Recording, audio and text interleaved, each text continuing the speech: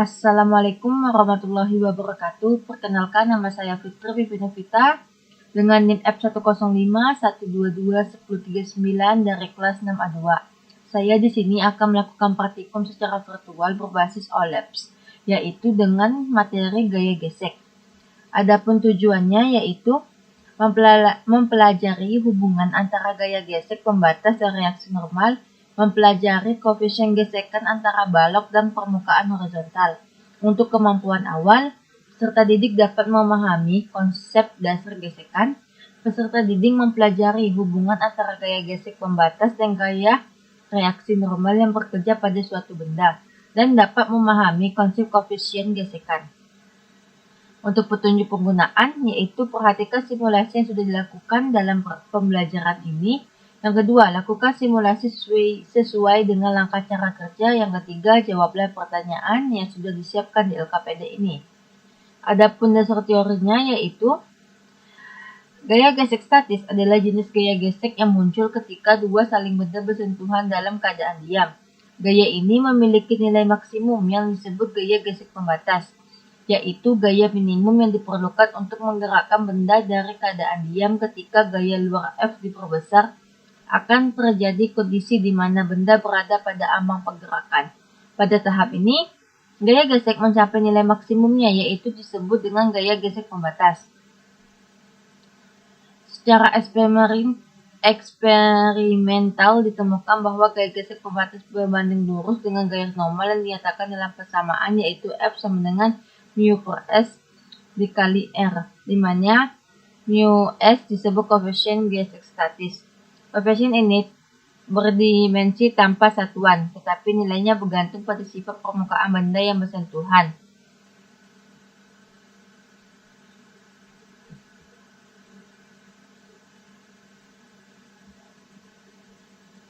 Selanjutnya yaitu hukum-hukum gaya gesek statis, yaitu yang pertama, besarnya gaya pembatas bergantung pada sifat dan tingkat kehalusan permukaan benda yang bersentuhan. Yang kedua, besarnya gaya gesek pembatas tidak bergantung pada luas permukaan atau bentuk benda yang bersentuhan, asal gaya normal R tetap sama. Selanjutnya ada alat bahan yang digunakan, yaitu ada balok kayu, beban, bidang horizontal, kotak beban, benang, dan pastinya ada web OLAPS. Ada cara kerjanya, yaitu yang pertama membuka web OLAPS, setelah itu klik pada simulator, pilih material blok dari daftar drop dan blok material pilih material permukaan yang akan digunakan dalam percobaan dari daftar drop down material permukaan. Gunakan penggeser berat blok untuk mengubah berat balok. Seutas benang dipasang pada satu sisi dan melewati katrol. Gunakan penggeser beban gantung untuk mengubah beban yang dikaitkan pada ujung benang lainnya. Balok bergerak ke arah kanan sesuai dengan penambahan massa yang menempel pada ujungnya. Grafik di-plot secara otomatis dengan reaksi normal sepanjang sumbu X dan gesekan pembatas panjang sumbu Y. Massa balok dan beban yang terpasang dicatat. Sekarang perhitungan dilakukan sesuai kolom pengamatan dan koefisien gesekan balok pada balok dapat diketahui. Aktifkan kotak centang, tampilkan hasil untuk melihat batas gesekan, reaksi normal, dan koefisien gesekan dari balok yang dipilih. Setelah itu, klik tombol reset untuk mengulang percobaannya. Adapun hasil pengamatannya yaitu ada beban pada balok kayu yaitu W, reaksi normal pada R sama dengan W besar ditambah W kecil, yaitu selanjutnya ada total berat gantungan dan koefisien gesekan. Untuk kita melakukan simulasi yaitu pertama kita akan klik ini. Nah, setelah itu kita lanjut klik simulator.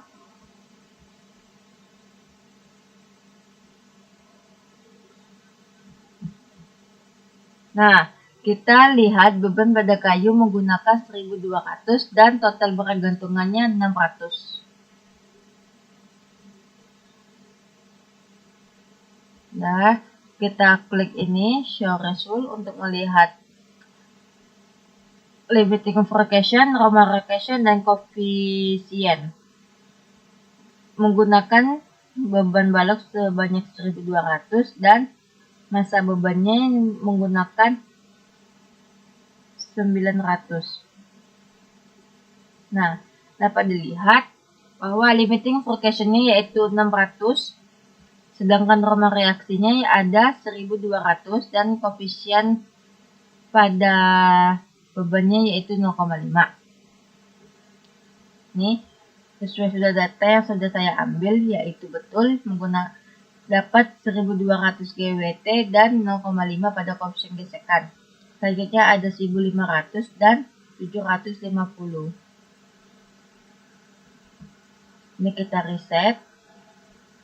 Kita klik lagi 1500 dan bebannya 800.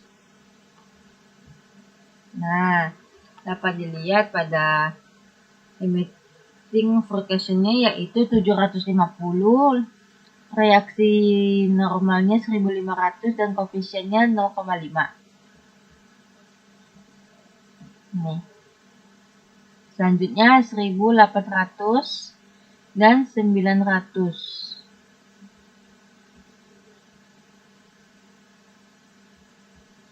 Kita reset lagi. Klik ini 1800.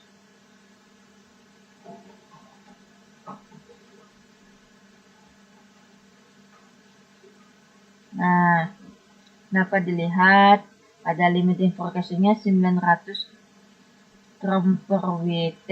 Selanjutnya ada reaksi normalnya 1800 dan koefisiennya yaitu 0,5. Nah, setelah kita melakukan pengamatan, dapat dilihat pada beban balok kayu itu ada 3 macam, ada 1200, 1500, dan 1800. Untuk bebannya memiliki 600, 750, dan 900. Pada reaksi normalnya itu sama juga dengan beban balok kayu, yaitu 1200, 1500, dan 1800, dan koefisiennya yaitu 0,5 dan 0,5. Dapat dilihat ini hasil tabel yang nanti kita lakukan eksperimen. Nah, ini dapat dilihat. Oke, selanjutnya yaitu pertanyaan yang ada di LKPD. Yang pertama, berdasarkan tabel pengamatan, bagaimana hubungan antara besar reaksi normal dan besar beban pada balok kayu? Jawabannya yaitu dari tabel pengamatan terlihat bahwa besar reaksi normal sama dengan besar beban pada balok kayu. Saat beban balok 1200 Newton, reaksi normal juga 1200 Newton. Ini sesuai dengan hukum Newton bahwa gaya normal yang diberikan oleh permukaan untuk menahan beban benda bernilai sama dan berlawanan arah dengan gaya berat benda tersebut. Yang kedua, apakah total berat gantungan selalu sebanding dengan reaksi normal balok? Dari data total, berat gantungan selalu separuh dari reaksi normal balok, misalnya 600 Newton berbanding dengan 1200 Newton. Ini menunjukkan bahwa agar balok mulai bergerak, gaya tarik diberikan oleh beban gantung harus cukup besar untuk mengatasi gaya gesek pembatas. Tetapi, gaya normal tetap bergantung hanya pada berat balok, bukan berat gantungan. Selanjutnya, nomor 3, bagaimana nilai koefisien gesekan atau mu berubah saat beban pada balok kayu dan berat gantungannya ditambah. Nilai koefisien atau mu tetap konstan pada 0,5 meskipun beban balok dan berat gantungan bertambah. Ini menunjukkan bahwa koefisien gesekan hanya bergantung pada sifat permukaan yang bersentuhan, bukan pada besar gaya normal atau berat benda.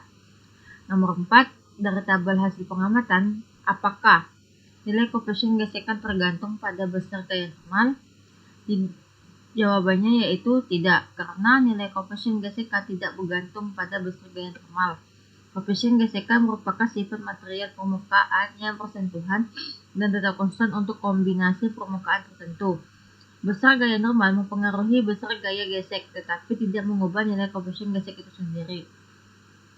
Nomor 5. Jika grafik antara gaya normal R pada sumbu X dan gaya gesek pembatas F pada sumbu Y digambar berdasarkan hasil pengamatan, bentuk grafik seperti apa yang dihasilkan?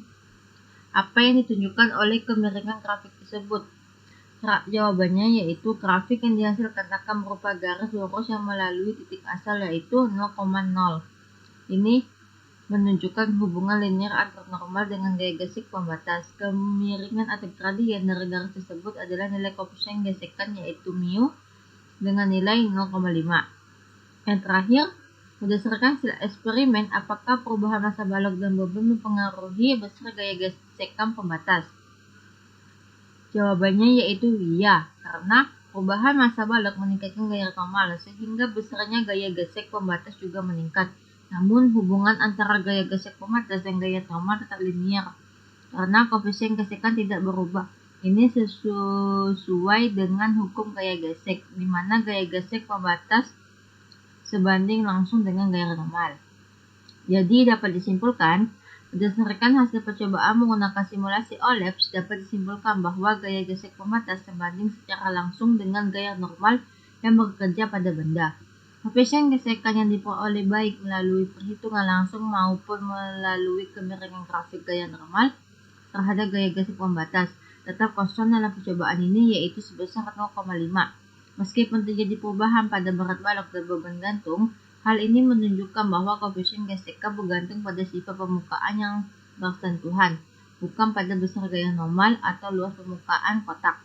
Selain itu, percobaan itu juga membuktikan bahwa gaya gesek kinetik lebih kecil dari gaya gesek pembatas, sesuai dengan teori bahwa diperlukan gaya lebih besar untuk memulai pergerakan suatu benda dibandingkan untuk mempertahankan pergerakannya. Mungkin hanya itu yang dapat saya sampaikan. Sekian dari saya. Wassalamualaikum warahmatullahi wabarakatuh. Maaf ada salah kata.